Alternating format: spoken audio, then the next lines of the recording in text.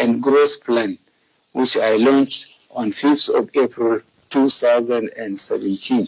The Medium-Term Development Plan charted the trajectory for our economy to exit from recession and return to the path of sustainable, diversified, and inclusive growth for Nigerians. Pursuant to these reforms, the economy has recovered and we have had 9 successive quarters of growth since our exit from recession. The exchange rate in the last 3 years has remained stable, with robust reserves of $42.5 billion United States dollars, up from $23 billion United States dollars in October 2016. Learning from the mistakes of the past, this administration is committed to responsibly managing our oil wealth endowments. We will continue to prudently save our oil income and invest more in the non-oil job-creating sectors. In this regard, we are significantly increasing investment in critical infrastructure. Last year, capital releases only commenced with approval of the budget in June 2018. However, as at 20th June this year, up to 1.74 trillion naira has been released for capital projects in the 2018 fiscal year.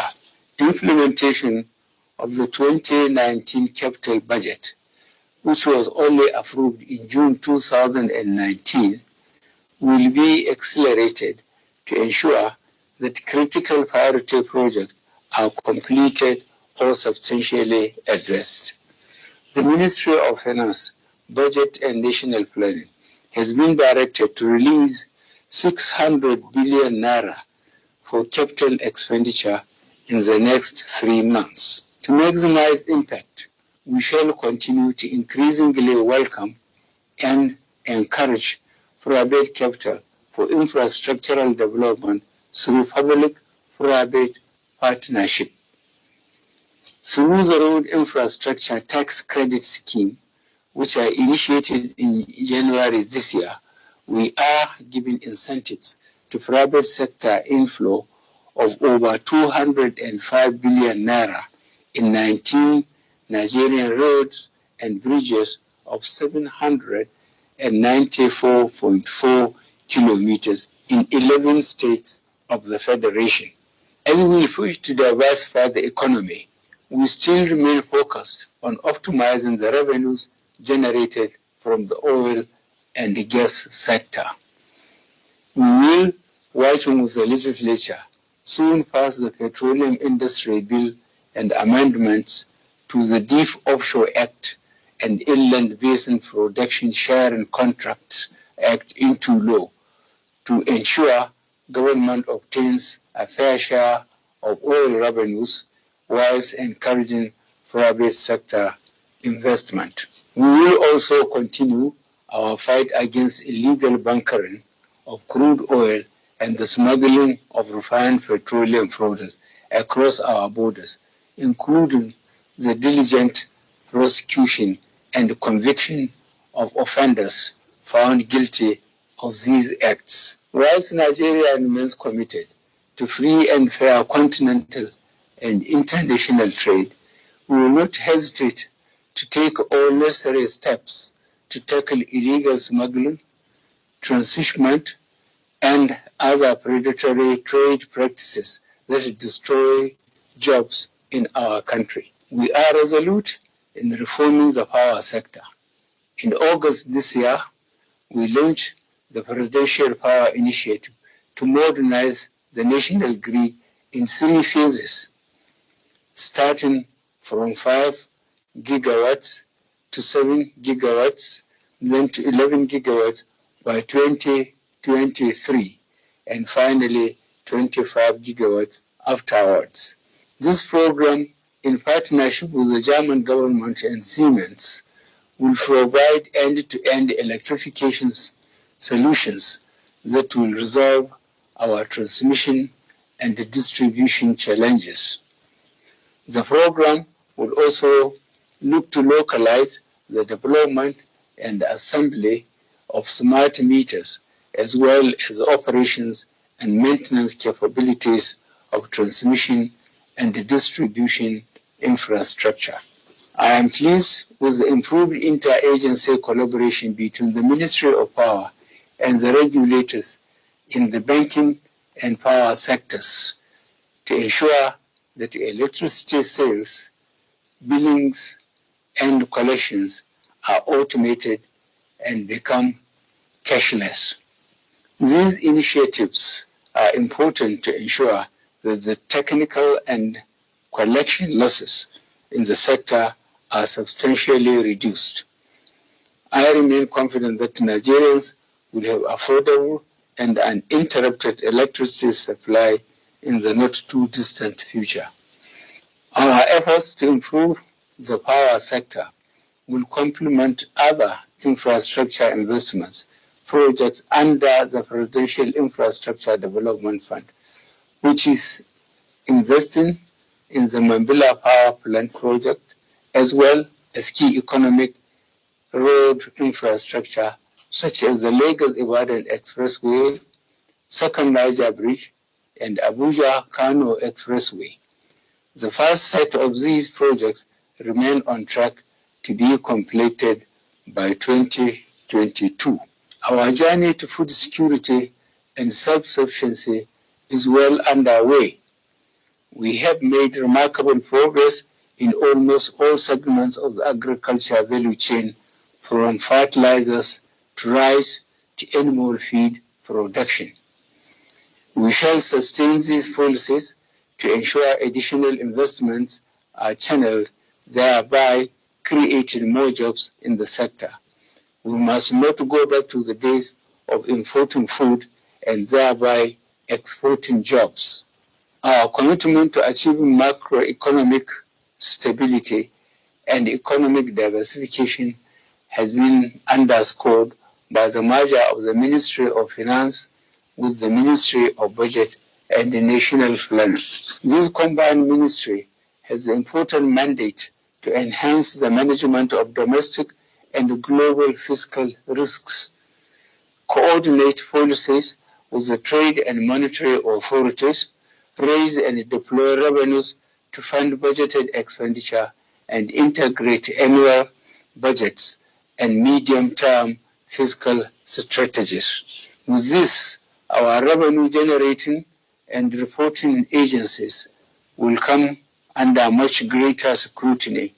Going forward, the new performance management framework will reward exceptional revenue performance, while severe consequences will attend failures to achieve agreed revenue targets. I recently constituted an Economic Advisory Council to advise me on inclusive and sustainable macroeconomic, fiscal, and monetary policies. This independent body will work with relevant cabinet members and the heads of key monetary, fiscal, and trade agencies to ensure we remain on track as we strive for collective prosperity.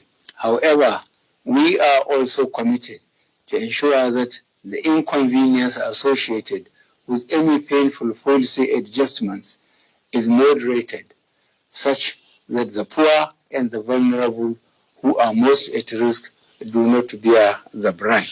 Our ongoing 500 billion naira sufficient intervention program continues to target these vulnerable groups through the homegrown school feeding program, government economic empowerment program, Empower Job Creation program, loans for traders and artisans, conditional cash transfers to the poorest families, and social housing scheme. To institutionalize these impactful programs, we created the Ministry for Humanitarian Affairs, Disaster Management, and Social Development, which shall consolidate and build on our achievements to date. To the beneficiaries of these programs, I want to reassure you that our commitment to social inclusion will only increase. Our population growth rate remains among the highest in the world, presenting both challenges as well as opportunities. It is our collective responsibility to ensure that we provide adequate resources to meet the basic needs of our teeming youth.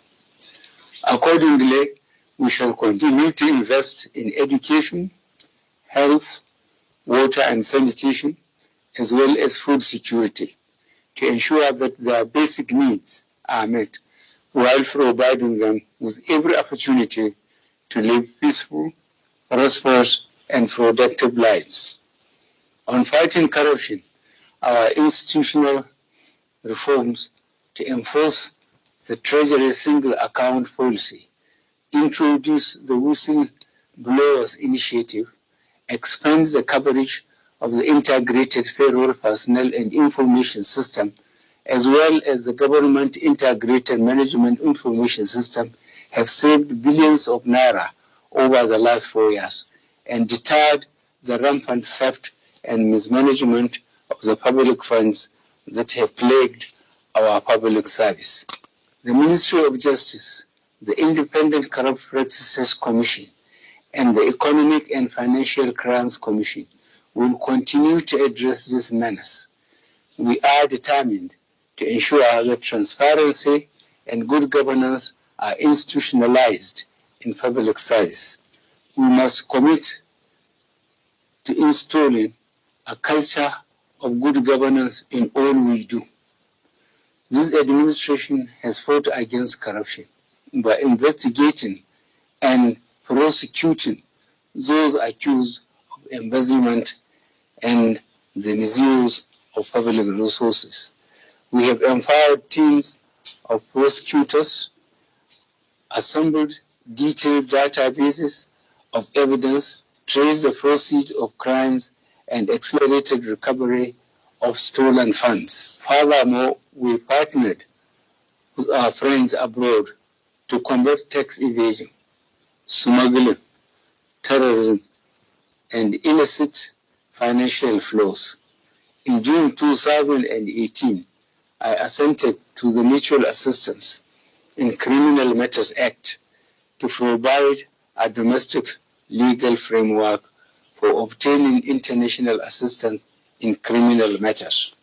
This measure has already strengthened our law enforcement agencies in obtaining evidence, investigating suspects, and facilitating the recovery, forfeiture, and confiscation of property implicated as proceeds of crime. An example is the 300 million United States dollars recently identified as part of the Abacha money laundering case, working closely with the government of the United States of America.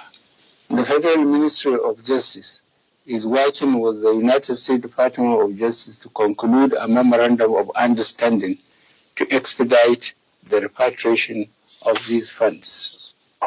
The P&ID Arbitral Award has underscored the manner in which significant economic damage has been caused by the past activities of a few corrupt and unpatriotic Nigerians.